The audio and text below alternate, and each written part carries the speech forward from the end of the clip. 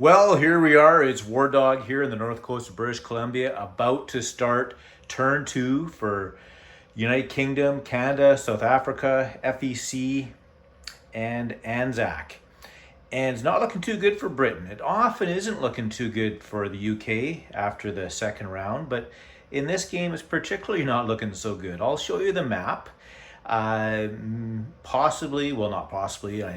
I think I played something wrong and then overlooked one of the rules, so it was like a double whammy. So I'll show you the board here first. So first, you're gonna notice there's not much naval around the United Kingdom. Canada has 2 transports, and London, England has all they have is 1 sub.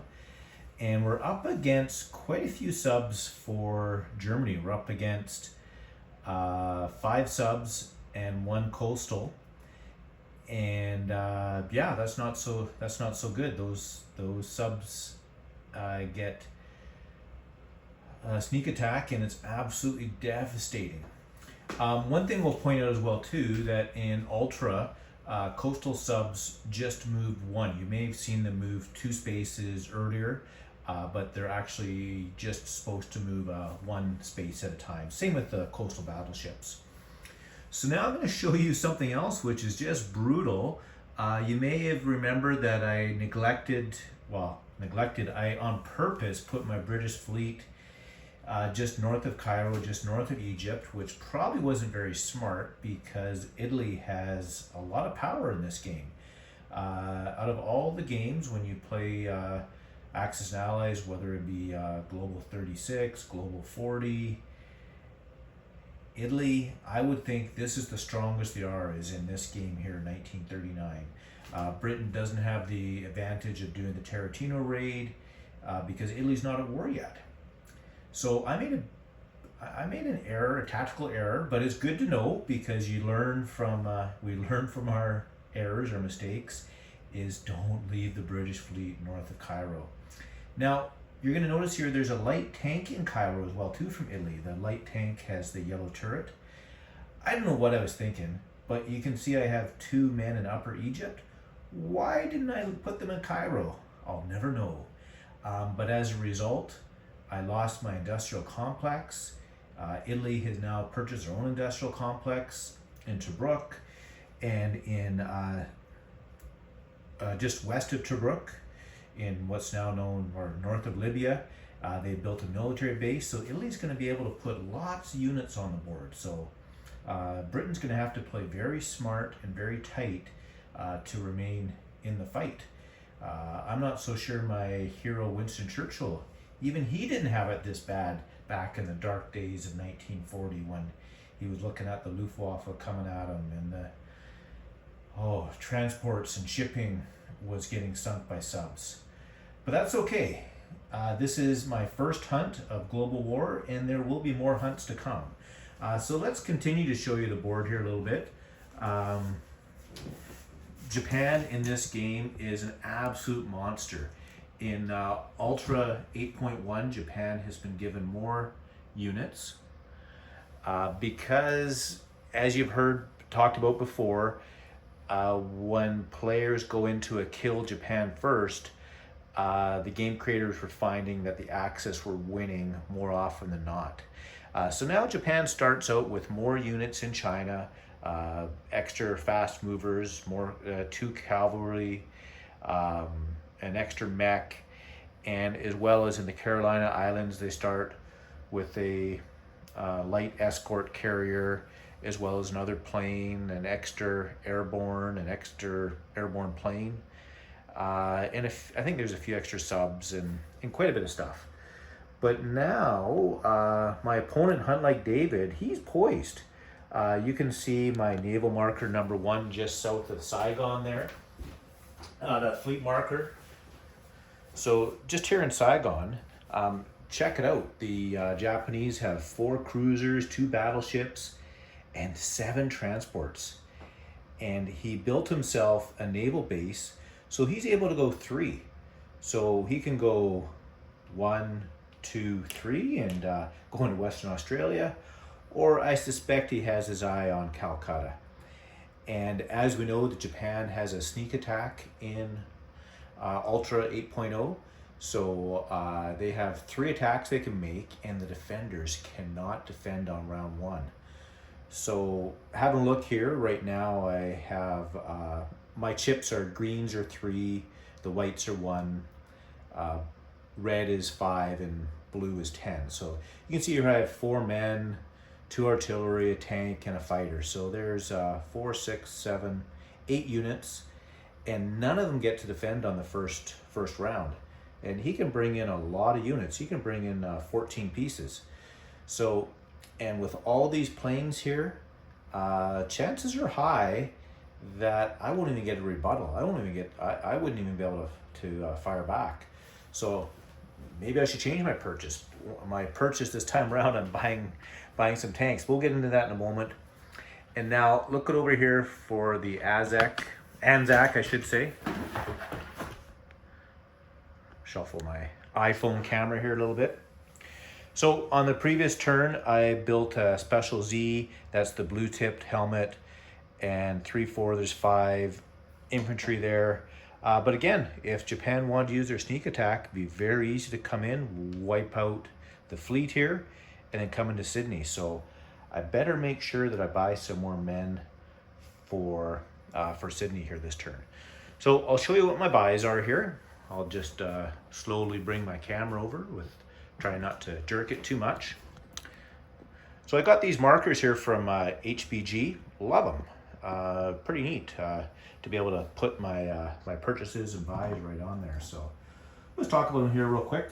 So for Anzac, I'm going to save $1, and buying 1 more Special Z, you can buy 1 per turn, 2 infantry. And should just mention, I'm using poker chips for my IPC money. With my play partners, we're using that original play money from the original Axis and Allies game that came out in 1984. The paper money starts to crumple a little bit. So I thought, why not get some poker chips? I found these here, and I'm using the white for 1, and red for 5, and of course blue for 10. All right, so Canada, the normal buy for Canada is to purchase destroyers, but Germany has darn near 7 subs just 2 spaces away. So if I place a destroyer or 2, chances are it'll just be wiped off the map, which is what happened to me in round 1 for Britain. At the end of the turn, I put down some naval forces just west of Liverpool in Sea Zone 23, and of course they all disappeared because sneak attacks with subs, and when Germany brings over 10 or 12 or 15 planes, you don't stand a chance. So for my buy for Canada, I'm going to save, looks like $3, and I'm buying a medium bomber. And of course, medium bombers can move 6, and if you're in an air base, you get 7. So that medium bomber, maybe I'll send it to Africa, maybe over to Britain. Maybe I'll just keep it in Canada for a while to hunt down those subs. South Africa, I bought a medium tank and saved $2.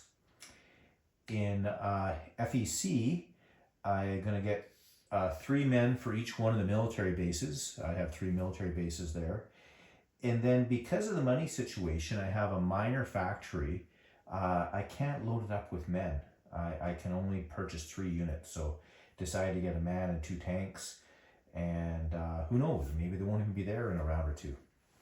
And then for Great Britain, I purchased for South Africa a heavy bomber. That's my $12 there. I purchased 1 man for FEC. I'll place that in Calcutta.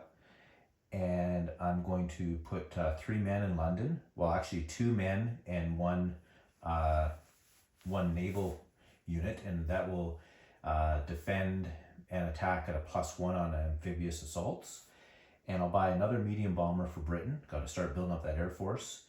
And 2 military bases and 1 man, which I'll place in Sydney. Military bases, I'll zoom out. I'll zoom out the other way here.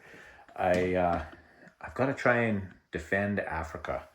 And so I'm going to put a military base for Britain right here in Rhodesia, so they can build 1 man a turn. And then I'll put my other military base in southern Iran. And in my non-combat moves, I will move one man into both these spaces here to liberate it and turn it into British control. So I was very tempted to hightail out of here with two men and come over to Africa with it to fight Italy.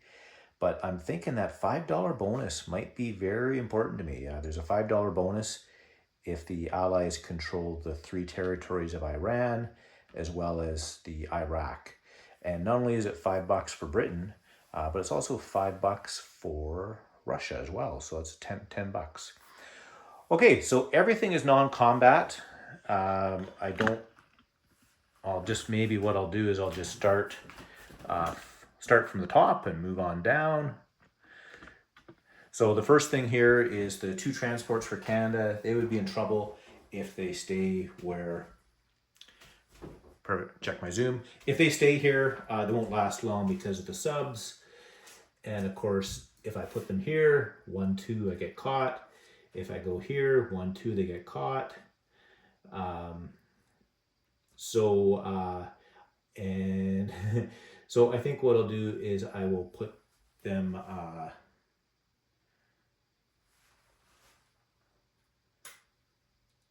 I'll put them right here. Is that right? Yeah, 1, 2. Oh, no, I'll go right here. So that's 1, 2, and that's what I'll do. Okay, perfect. I am going to take the 2 men and the transport, 1, 2, into South Africa. Transport goes down just to the left of South Africa, and I've got a transport there, or sorry, a destroyer. The destroyer will go on the other side of South Africa in C Zone 77. Okay, and I am going to move my naval pieces right here. Just go down a zone to C Zone 53. The medium bomber and 1 fighter, 1, 2, 3, 4, 5. Non-combat move. We are going to move the 3 men in here. There's no unfortunately, there's no IPC. As a reminder, the Germans did very well. When they did the rolls for territories, they got Morocco, Northern Algeria, and Tunisia. So not only did they get the money, but they got the units as well too. Okay, take those markers off. I'm going to move my sub 2, so that's, actually you can go as many as 3. 1, 2, 3. I'll move my sub right there.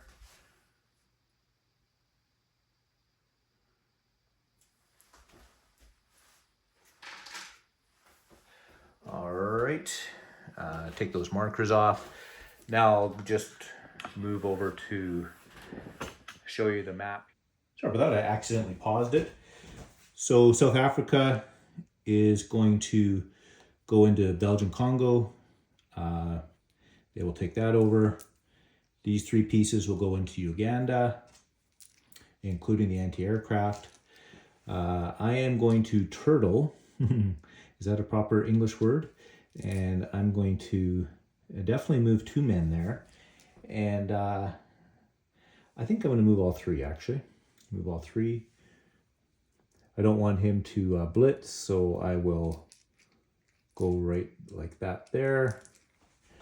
I'll move my camera up a little bit so we can see here. Britain is going to liberate these 2, or take these 2 territories here.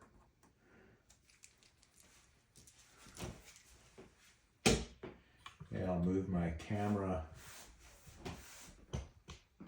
little tripod there, move it over.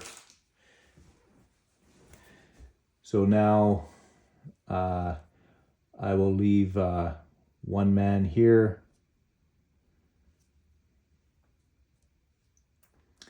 And in Bangladesh, he will move over. And I am going to take 1 man off of here, and I'm going to take,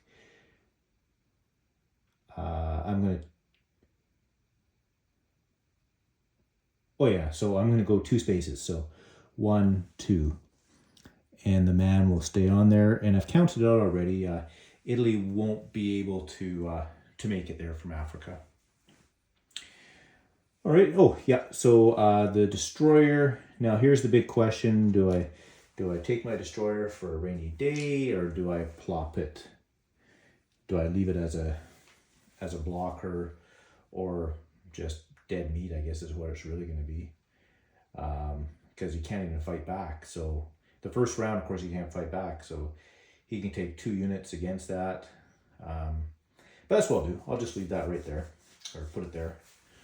Okay, and for Anzac, I am going to move my amphibious. I'll move that over a little bit there. I'm just simply moving 2 pieces from Sydney into Queensland. And I believe that is absolutely everything. So now we discussed my buys already. So I'll just put the camera back over on Anzac there. So 3 pieces that Anzac bought, 2 men and a special Z, as well as Great Britain purchased a man for them as well too. And for FEC, they purchased a man for each one of the military bases.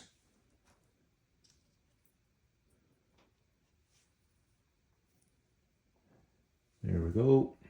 Yeah, I guess I can take that marker off. And then they purchased 3 units to put inside Calcutta, including 2 tanks. Oh, and I forgot I was going to non-combat 1 tank over here. Okay, and then I'll just pause real quick here. Oh yeah, so I'll put my money in the bin as I'm buying everything here. Here we go here, South Africa. I bought a tank and saving $2. There goes the tank. Great Britain purchased a medium bomber for South Africa. Canada saved $3, and I will put this bomber up in Quebec.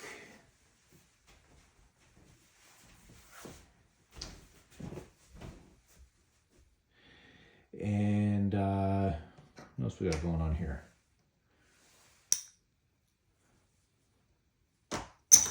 Yeah, so we got 1 man going in Calcutta that Britain paid for. I've got the 3 units going in London.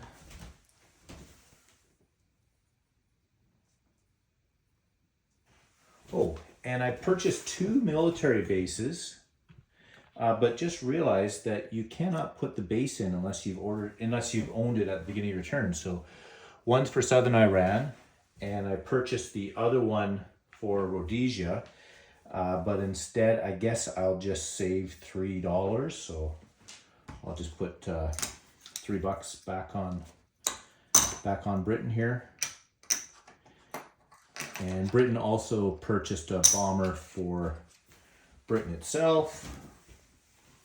Put that in London. And of course, when I moved the 2 transports for Canada, there we go there. Oh, okay. Yeah, I neglected to move 1 artillery and 3 men, so I should do that here right now. So 3 artillery and 1 man are with the transports. All right, well, that is a very exciting turn. Go down to the money situation and bonuses. Anzac had kept $1. Canada kept 3. Britain kept 3 because of the military base, which I bought 2 in error. And so now, how are we for the money? Let's check it out here. So South Africa, They have their 3 original territories, plus they have a line 2, and they get a bonus of 1 for a total of 6. And that bonus is a direct result of the Allies owning more than 8 transports. I have 9 on the board right now, which I just remembered I need to move my transport in British Columbia. So that'll move down 3 spaces as well. 1, 2, into the Panama Canal. So I have a transport and 1 man just to the left of Panama. Okay, Canada gets 2, plus they get a 2 bonus because of the transport rules, so they get a total of 12. So they'll have $15 for next time around. FEC started with 23. Of course, they get 4 for Sumatra, that's 27, and no bonuses as of yet. And this is an interesting game I'm playing against Hunt Like David, because in all the games I've watched with him, he loves to go J1 hard against the Money Islands and Britain. But watching him be constrained, it's a totally different game. Very different than what I expected.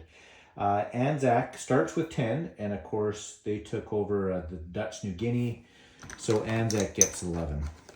Yeah, I mean, if I had known he wasn't going to go hard right away, Anzac would have went into Borneo for 4, or they would have went into Java for 3.